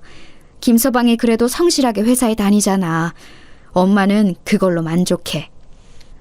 워낙 아빠의 사업 실패에 트라우마가 있던 엄마와 저였기 때문에 결혼 생활이 생각보다 힘들어도 버텼어요. 그런데 문제가 발생하게 되었습니다. 남편과 저는 아이가 쉽게 생기지 않았어요. 아무래도 아가씨를 키우느라 고생이 많아 제가 신경 써야 할 일이 많기도 했었죠. 그러다 겨우 임신에 성공하게 되었고 열심히 태교하고 있었습니다. 새언니 뱃속에 그럼 아기가 있는 거야? 우와, 아기 언제 태어나? 나 아기 태어나면 아기랑 같이 놀이터도 가고 놀이공원도 갈래. 우리 영희가 조카를 봐준다고 하니까 오빠는 기쁘다. 여보, 이것 봐. 우리가 영희를 키운 것처럼 영희도 우리 아기랑 놀아줄 거야. 뿌듯하지? 아가씨도 태어날 조카에 관심이 매우 많았어요. 우리 친정에서도 제 임신 소식에 많이 기뻐하셨습니다. 양가의 관심을 한 몸에 받으며 태어날 아기를 기다리고 있었는데 남편이 벼랑간 저를 앉혀놓고 말했습니다. 그래서 나는 사업을 꼭 할 거야. 이미 생각해 놓은 그림이 있어. 여보, 당신은 나 믿지? 내가 그동안 바빠서 집에 잘 못 왔잖아. 그게 다 이것 때문이었어. 나는 당신하고 행복하게 살고 싶어. 갑자기 사업을 하려고 멀쩡히 다니던 회사를 그만둔다는 남편의 말에 저는 너무 놀랐어요. 이 대화가 바로 사연 초반에 말했던 그 대화입니다. 제가 남편과 결혼한 이유 자체가 성실하게 회사에 다니는 거였는데 이게 무슨 소리인가 싶었죠. 여보, 우리 태어날 아기도 아기지만 당장 아가씨는 어떡해? 당신이 갑자기 그만두면 아가씨한테 매달 들어가는 돈은 어디서 충당하라는 거야? 우리 현실적으로 생각하자, 응? 영희? 에이, 솔직히 우리가 어디 무슨 고급 기관에 보내는 것도 아니잖아. 기본만 하는 건데 왜 그래? 그리고 우리 아이 태어나면 영희가 많이 놀아줄 거야. 그러니까 멀리 보자. 저는 남편의 말에 너무 가슴이 갑갑해졌어요. 시댁과의 문제가 전혀 없던 것도 아니고 시어머니가 고향으로 내려가고도 사건이 몇 개 있었거든요. 예를 들어 시어머니는 시골에 갔는데 자꾸 우리 부부가 사는 곳으로 자주 올라오셨어요. 내가 반찬 몇 개 가져왔어. 우리 영희는 잘 있니? 네가 집에 있으니까 영희랑 우리 아들 굶지 않게 잘 챙겨라. 알겠지? 나는 그럼 며칠 있다가 가야겠어. 시골에서 사니까 좋은 점도 있는데 확실히 심심하긴 해. 그래도 네 아버지는 시골이 좋다더라. 내 고향인데 본인이 더 좋아해. 시어머니는 시골로 내려가서 심심하셨는지 올라와서 며칠 동안 있다 가기도 했어요. 그럴 때마다 살림살이 지적도 많이 하셨습니다. 새아가 이런 식으로 정리하면 안 돼. 그러면 음식 다 상해. 이건 완전히 기본적인 건데 이걸 모르니? 어머, 찬장은 왜 이래? 벌써부터 이러면 나중에 어떻게 하려고 그래? 나랑 같이 살면서 내가 정리한 거 못 봤니? 이런 은근한 시어머니 행동에도 제가 꾹 참았는데 남편의 갑작스러운 사업 통보에 저는 친정엄마에게 얘기를 꺼냈어요. 당연히 친정엄마도 당황함을 감추지 못하셨습니다. 아니, 김서방은 갑자기 왜 그러는 거야? 왜 남자들은 사업에 미치는 거야? 나는 이해할 수가 없어. 야, 미선아, 절대 안 돼. 네가 어떻게든 말려. 네 아빠 그렇게 망하고 우리 집 어떻게 살았는지 너도 알지? 이미 말렸어. 그런데 들은 척도 안 해. 이미 어떻게든 그렇게 하겠다고 마음먹어서 내 말은 들리지 않나 봐. 곧 아기도 태어나는데 어떡해? 엄마, 나 미칠 것 같아. 네 아빠가 너희 어릴 때 그렇게 사고 쳤던 거 아직도 갚고 있는 거 알지? 사채는 겨우 개고생해서 갚긴 했는데 아직도 은행빚이 어마어마해. 엄마는 우리 딸이 그렇게 사는 거 원하지 않아. 물론 사업한다고 다 망하는 것은 아니야. 하지만 성공하는 것보다는 확률이 더 높아. 나도 아빠가 사업하고 우리 집 쫄딱 망해서 힘들게 살았던 거 당연히 기억해. 그래서 남편에게 말했는데 이미 귀를 막았어. 어떡하면 좋아? 시어머니는 오히려 나한테 뭐라 하더라. 실제로 저는 이 문제를 심각하게 받아들여서 시어머니가 집에 오셨을 때 얘기를 꺼냈었어요. 그런데 시어머니는 워낙 아들 사랑에 지독하신 분이라 저한테 뭐라 하셨습니다. 시어머니가 뭐라고 하셨는지 아세요? 어머님이 제발 남편 말려주세요. 제 말은 안 들어요. 멀쩡하게 다니는 직장을 갑자기 그만두면 당장 아가씨는 어떡하고 태어날 우리 아기는 어떡해요? 무슨 사고를 쳐서 잘리는 것도 아니고. 너는 아내가 남편이 그렇게 일한다는데 왜 미리 초를 치고 있니? 옆에서 응원하는 것도 모자랄 판에 지금 뭐 하는 거야? 원래 자고로 아내는 남편이 사회생활하면 집에서 조용히 내조하는 게 도리야. 사람 섭섭하게 왜 이래? 그냥 현실적으로 지금 우리 부부가 모아놓은 돈이 별로 없어서 그래요. 우리 아버지도 사업을 해서 최악의 상황이 되면 어떻게 할지 고민이라. 그건 그때 가서 생각해라. 괜히 우리 아들이 열심히 일한다는데 회방 놓지 말고, 알겠어? 그리고 만약에 망하면? 그럼 그때 우리가 책임질게. 시어머니는 오히려 걱정하는 저에게 유난이라는 투로 말씀하셨어요. 남편은 이미 진섭이라는 친구와 동업할 생각에 신이 난 상태였습니다.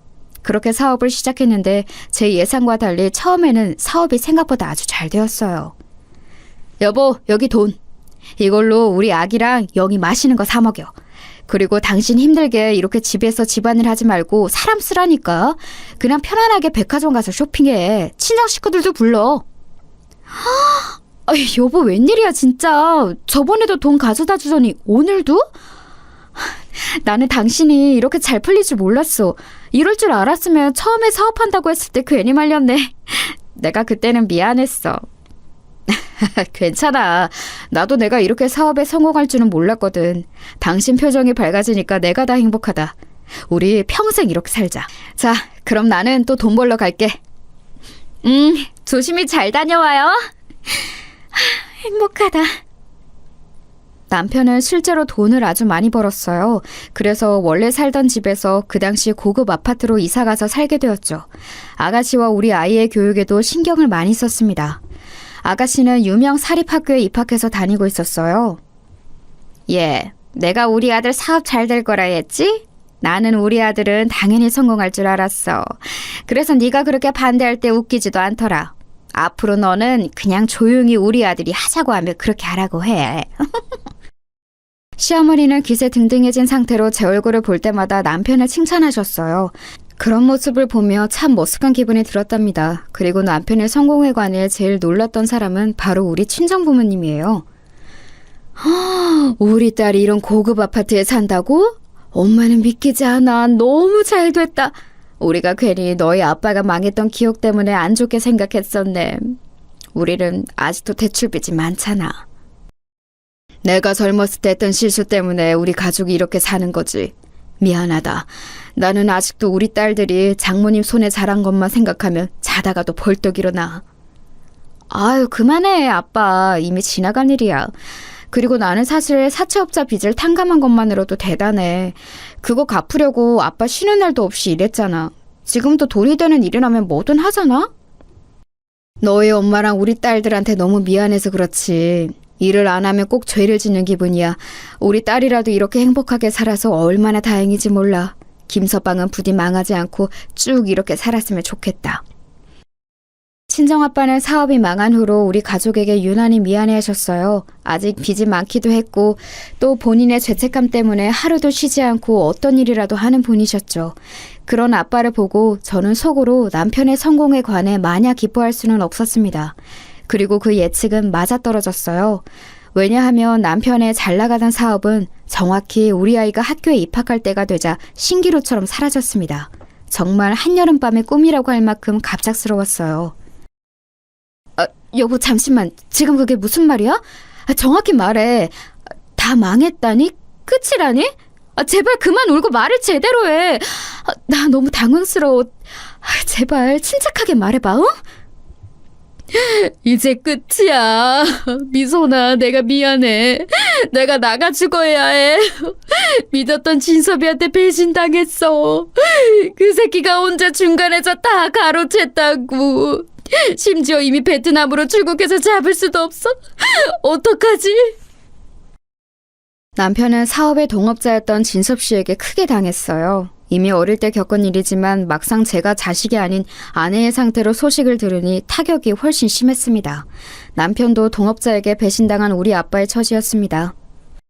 사장님, 돈 내놔요. 우리 월급도 저번 달에 안 줬으면서 이번 달도 안 주면 어떡해요? 에라이 망할 자식아, 돈 내놔. 당장 문 열어. 안 열어? 심지어 직원들이 집으로 찾아와서 돈을 달라고 난리를 치기 시작했어요. 그리고 이것을 시작으로 사채업자들과 각종 사업하며 만난 거래처들이 집으로 찾아왔습니다. 남편과 저는 급한 대로 살던 아파트를 팔아 남은 돈으로 급한 불을 껐어요.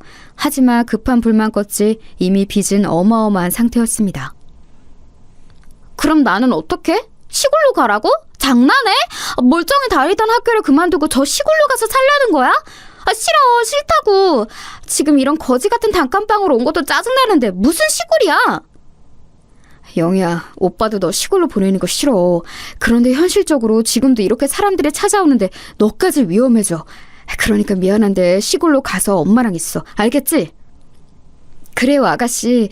속상하겠지만 아까도 사채업자가 찾아온 거 봤죠? 아가씨까지 위험하니까 일단 시골로 가요. 상황이 안정되면 반드시 아가씨 데리러 갈게요. 집을 팔고 차도 팔고 적금도 깨서 상황을 안정시키려고 노력했어요. 그 과정에서 아가씨를 시골로 보냈고 시댁과 친정에도 돈을 빌리기 시작했습니다. 엄마, 어떡해. 계속 이사 다녀도 사채업자들이 어떻게 알고 찾아와. 살림도 없는데 자꾸 와서 때려 부수고 난리야.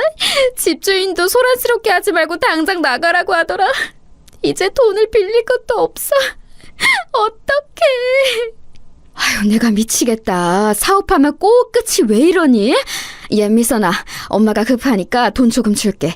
그걸로 일단 우리 손녀 밥은 먹여. 사람이 힘들수록 정신 똑바로 차려야 해.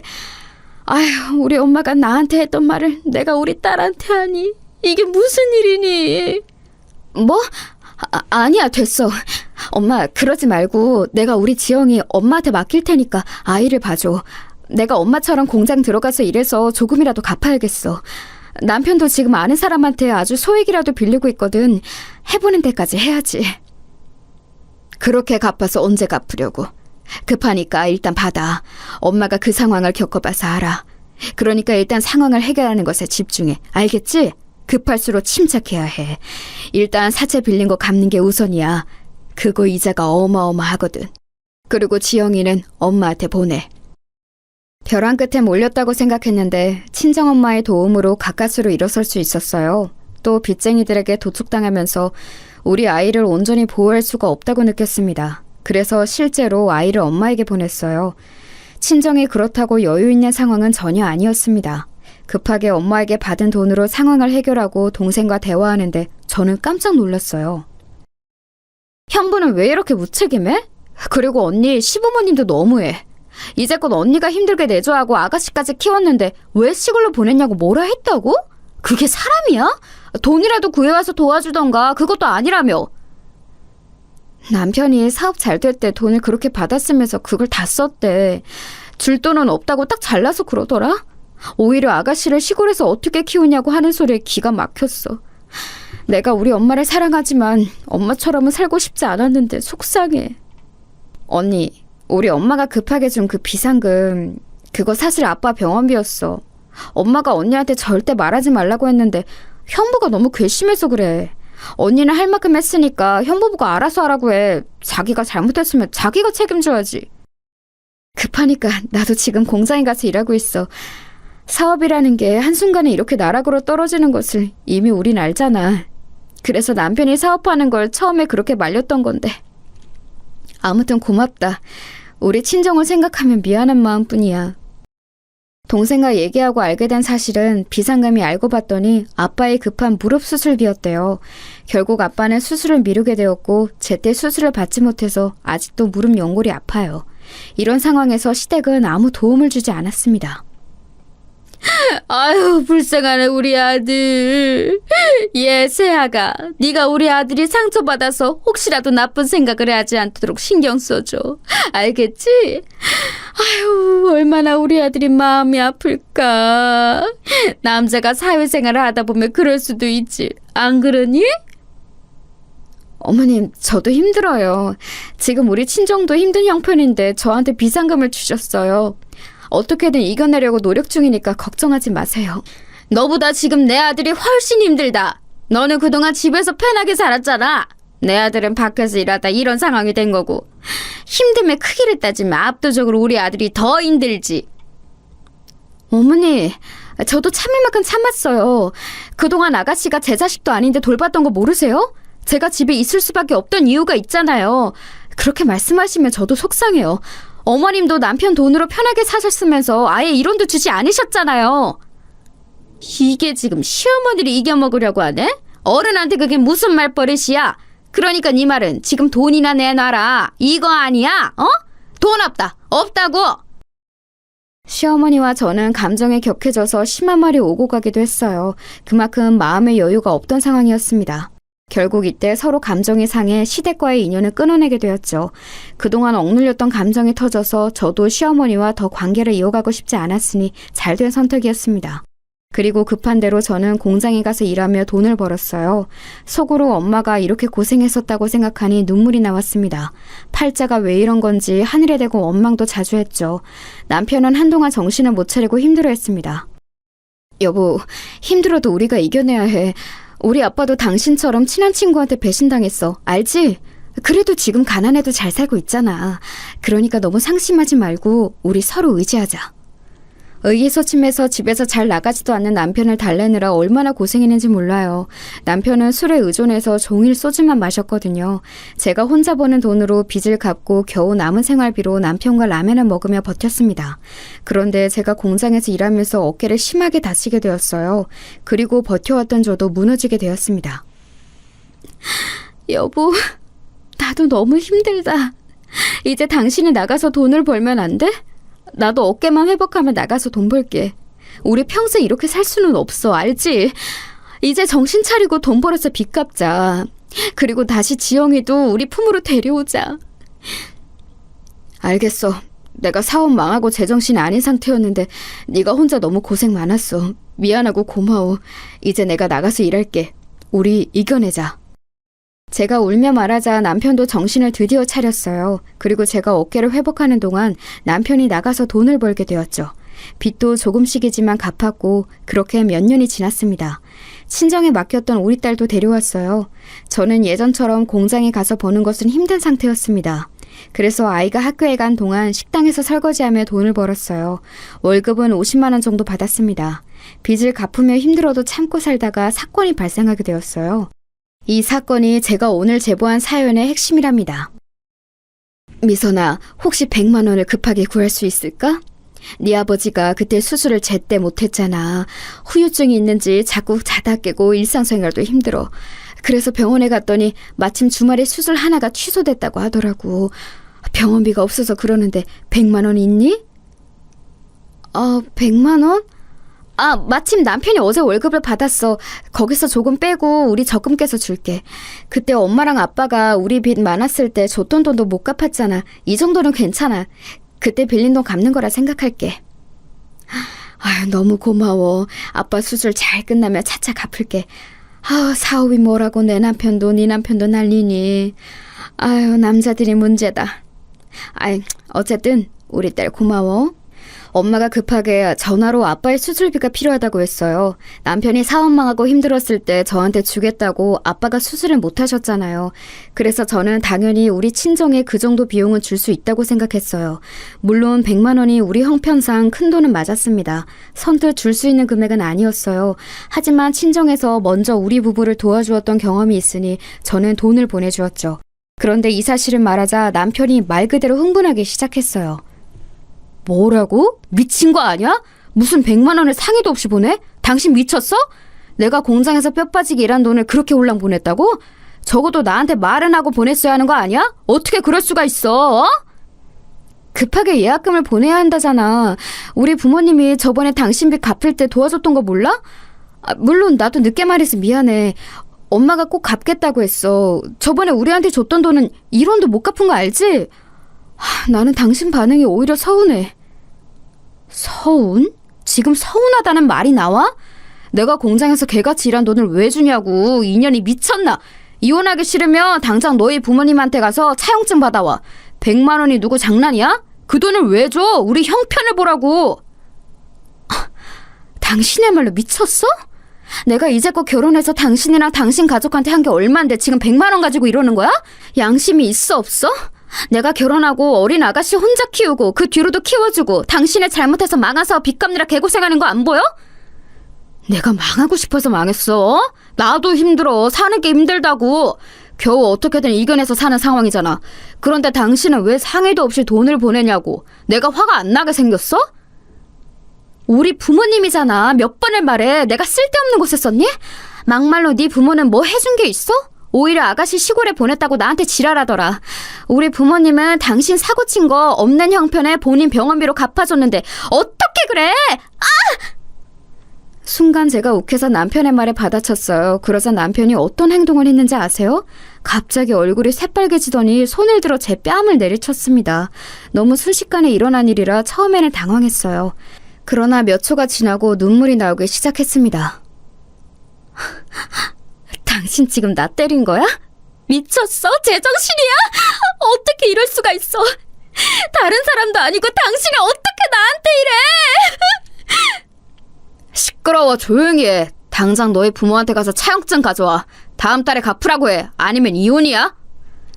남편은 제가 친정에 돈을 보냈다는 사실을 알자 크게 분노했어요. 그러더니 본인의 화를 주체하지 못하는 모습을 보였습니다. 자리를 박차고 일어나 집 밖으로 나갔어요. 그 모습을 보고 너무 속상했습니다.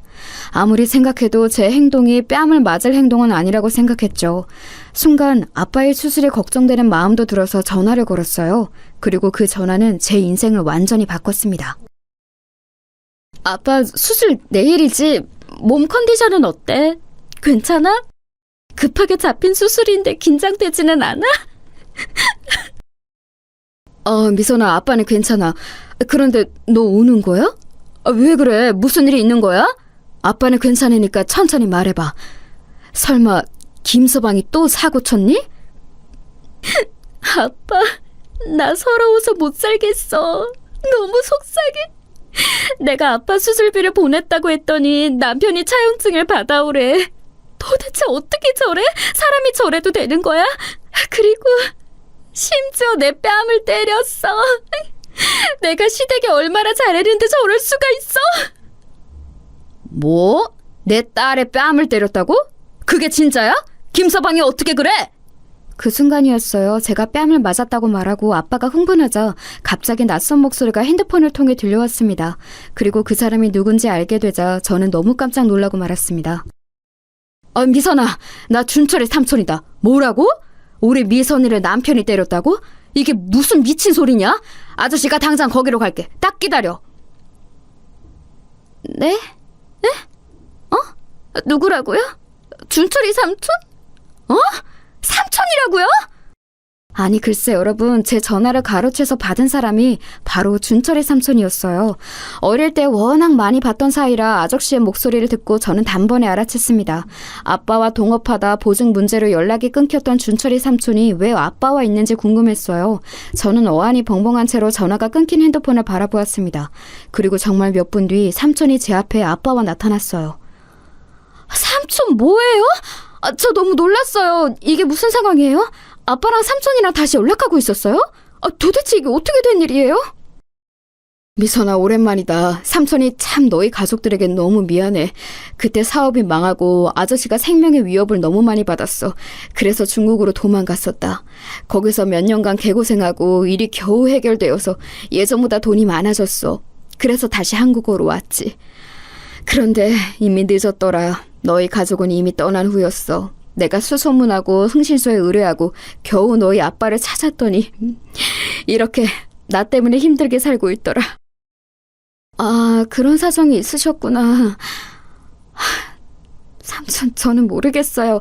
삼촌이 미운데, 너무 미운데 반갑기도 해요. 삼촌 때문에 너무 힘들었거든요. 우리 아빠가 삼촌 보증 때문에 안 해도 되는 고생을 많이 했어요. 그건 우리 엄마도 마찬가지예요. 하지만 그래도 이렇게 잊지 않고 찾아와서 고마워요. 아니다, 다 내 잘못이야. 그래서 너희 아버지한테도 말했는데 내가 너희 가족에게 남은 인생을 모두 바칠 거야. 평생 돈 걱정은 안 해도 되게 해줄게. 우선 망할 너희 남편이 첫 번째야. 그 새끼 어디 있어? 당장 이혼해. 변호사 선임하고. 감히 우리 미선이를 때려? 삼촌은 중국으로 도망쳤는데 거기서 사업이 아주 잘 풀렸다고 해요. 그래서 예전과는 비교도 못할 정도로 잘 나가기 시작했다고 합니다. 결국 삼촌의 덕으로 저는 망할 남편과 이혼할 수 있었어요. 미선아, 내가 미안해. 잠시 내가 미쳤었나 봐. 우리 미혼하지 말자. 내가 다시는 너한테 손 올리지 않을게. 됐어. 나는 이제 당신하고 할 말은 없어. 내가 그동안 시댁과 당신에게 할 만큼 충분히 했다고 생각해.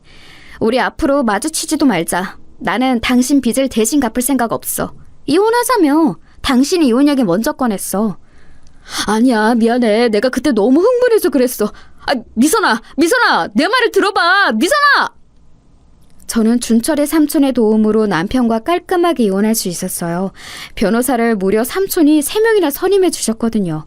그리고 실제로 삼촌은 우리 친정을 책임지기 시작했습니다. 아빠의 수술도 성공적으로 마칠 수 있었고 저는 예전과는 다른 생활을 하고 있어요. 아이는 제가 키우고 있습니다. 남편은 본인 빚을 혼자 갚아야 하니 저한테 무릎 꿇고 난리가 아니었어요. 그 모습을 보는데 어찌나 통쾌했는지 모릅니다. 그리고 더불어 역으로 친정엄마가 예전에 빌려준 돈까지 청구했어요. 이게 다 남편의 업보랍니다. 여기까지가 제가 준비한 사연이에요. 재밌게 들으셨나요? 저는 이제 저 망할 남편을 보지 않아서 얼마나 즐거운지 몰라요.